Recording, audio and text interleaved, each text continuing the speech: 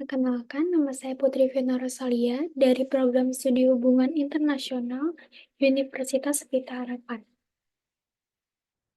Pada kesempatan ini, saya akan memaparkan riset proposal yang saya berjudul Perdagangan Amerika Serikat Tiongkok dan Dampaknya Terhadap Indonesia, Tantangan dan Peluang bagi Negara Kekuatan Menengah. Saat ini kita sama-sama mengetahui bahwa Tiongkok bukan hanya kekuatan utama di Asia, tetapi juga telah menjadi aktor penting dalam ekonomi global. Sejak masa kepemimpinan Xi Jinping pada tahun 2012 dengan visi utamanya yaitu China Dream. Tiongkok berambisi untuk mencapai dominasi global, terutama di bidang ekonomi dan teknologi. Ambisi tersebut membuat Tiongkok semakin agresif dan memperluas pengaruhnya melalui proyek Belt and Road Initiative yang melibatkan lebih dari 140 negara dunia. Proyek besar ini memperkuat posisi Tiongkok dalam perdagangan internasional dan investasi global. Namun, di sisi lain, memicu kekhawatiran dari Amerika Serikat yang menilai kebangkitan Tiongkok sebagai ancaman terhadap dominasi ekonomi dan politik globalnya. Amerika Serikat kemudian menanggapi dengan kebijakan proteksionis, salah satunya dengan memperlakukan tarif tinggi terhadap produk-produk asal Tiongkok, terutama di sektor teknologi, baja, dan manufaktur. Tiongkok membalas kebijakan tersebut dengan langkah serupa, sehingga sejak tahun 2018 dunia menyaksikan eskalasi perang dagang terbesar di abad ke-21. Konflik ini bukan hanya berdampak pada kedua negara, tetapi juga menciptakan gelombang efek global, mulai dari gangguan rantai pasok, penurunan ekspor, hingga meningkatnya ketidakpastian investasi internasional. Bagi kawasan Asia Tenggara, situasi ini ibarat perang mata dua. Beberapa negara, seperti Vietnam dan Malaysia, justru diuntungkan karena menjadi tujuan relokasi industri dari Tiongkok. Namun, dari Indonesia, dampaknya jauh lebih kompleks. Di satu sisi, sektor manufaktur Indonesia menghadapi tekanan karena tingginya ketergantungan terhadap bahan baku dan komponen impor dari Tiongkok. Namun, di sisi lain, kondisi ini juga membuka peluang strategis. Indonesia berpotensi menarik investasi baru dari perusahaan-perusahaan global yang ingin menghindari tarif Amerika Serikat Tiongkok, serta memperluas pasar ekspor ke negara-negara alternatif. Sebagai negara kekuatan menengah atau middle power di kawasan, Indonesia dihadapkan pada dilema. Di satu sisi, Indonesia perlu menjaga hubungan baik dengan kedua kekuatan besar tersebut. Namun, di sisi lain, Indonesia juga harus memastikan kepentingan ekonomi nasional tetap terlindungi. Strategi yang paling realistis adalah menerapkan pendekatan hedging, yaitu menjaga keseimbangan hubungan dengan kedua pihak, sambil tetap memaksimalkan keuntungan ekonomi yang diperoleh. Penelitian ini bertujuan untuk menganalisis dampak perang dagang Amerika Serikat-Tiongkok terhadap struktur perdagangan Indonesia, serta mengevaluasi strategi diplomasi ekonomi yang ditempuh pemerintah Indonesia dalam merespon perubahan tersebut. Secara akademik, penelitian ini diharapkan memperkaya pemahaman tentang bagaimana negara berkembang beradaptasi terhadap ketegangan ekonomi global, khususnya dalam konteks ekonomi politik internasional. Berdasarkan latar belakang tersebut, saya merumuskan 3 pertanyaan utama.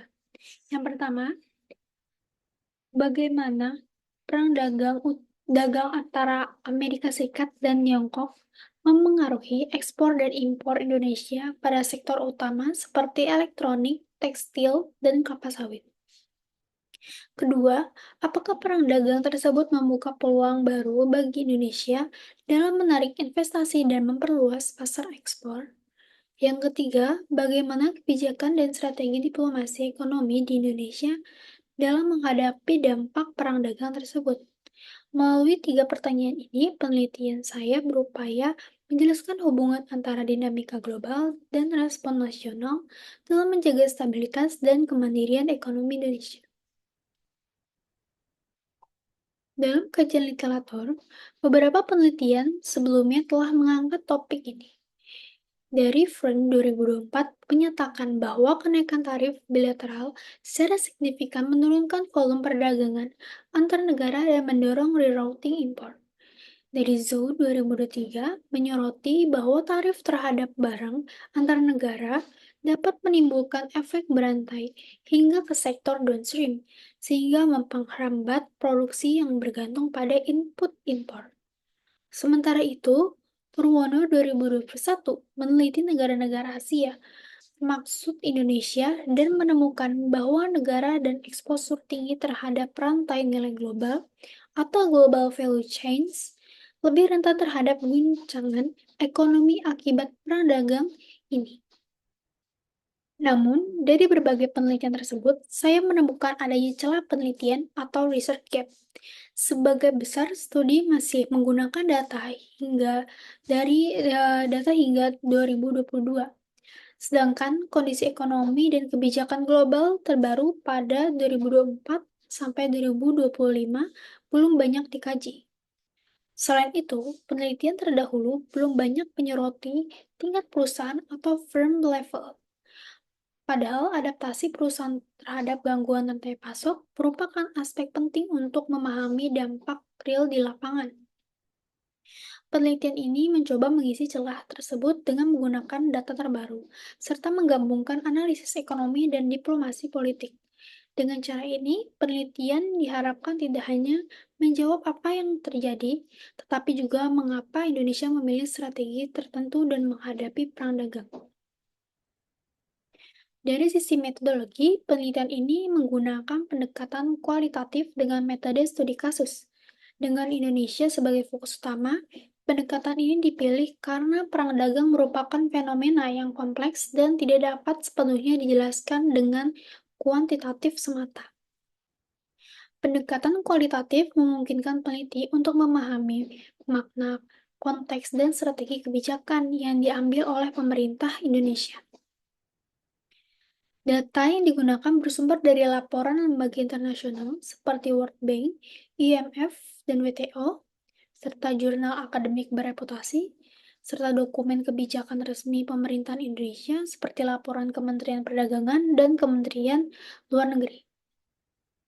Analisis dilakukan dengan analisis isi tematik atau thematic context analysis yang mencakup proses pengkodean, penemuan tema, dan interpretasi naratif untuk menemukan pola seperti diversifikasi pasar ekspor, relokasi industri, dan strategi hedging diplomatik.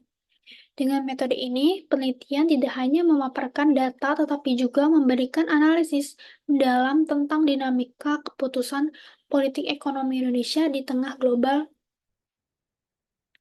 Adapun capaian yang diharapkan dari penelitian ini meliputi beberapa hal. Pertama, penelitian ini diharapkan dapat memetakan dampak langsung dan tidak langsung perang dagang terhadap struktur perdagangan dan investasi di Indonesia. Kedua, penelitian ini diharapkan dapat mengidentifikasi peluang strategis yang bisa dimanfaatkan Indonesia baik melalui diversifikasi pasar maupun peningkatan investasi asing langsung. Ketiga, penelitian ini akan mengevaluasi strategi diplomasi ekonomi Indonesia untuk menilai sejauh mana kebijakan yang diterapkan mampu menjaga stabilitas ekonomi nasional.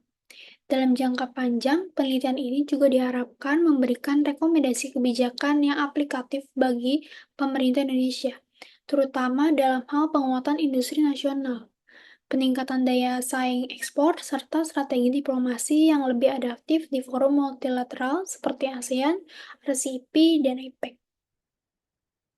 Untuk menjaga agar penelitian tetap fokus dan terarah, ruang lingkupnya dibatasi pada periode 2018 hingga 2015.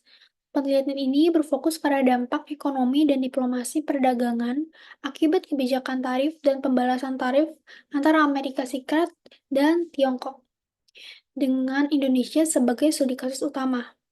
Pendekatan yang digunakan bersifat deskriptif dan analitis, berdasarkan data sekunder dan kredibel. Dengan batasan ini, penelitian diharapkan mampu memberikan gambaran yang jelas mengenai bagaimana Indonesia berperan sebagai negara menengah yang tangguh, pragmatis, dan adaptif dalam menghadapi tekanan eksternal. Sebagai penutup, melalui penelitian ini saya ingin menunjukkan bahwa perang dagang Amerika Serikat Tiongkok tidak semata-mata menghadirkan tantangan tapi juga peluang strategis bagi Indonesia.